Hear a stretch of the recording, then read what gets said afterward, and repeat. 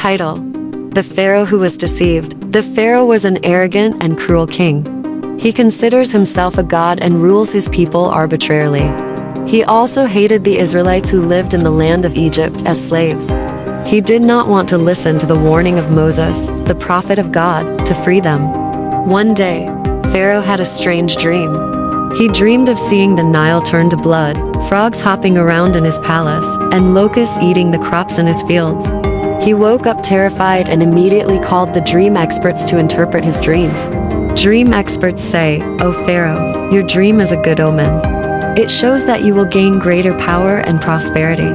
The Nile River turns to blood, means that you will defeat your enemies.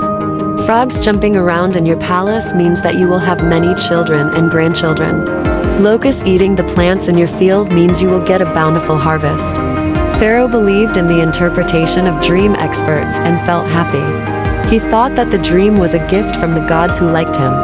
He did not know that the dream was actually a warning from God about the disaster that would befall him if he did not want to repent. Soon, Pharaoh's dream came true. But not as a blessing, but as a punishment. The Nile turned into blood and caused the fish to die and the water to become foul.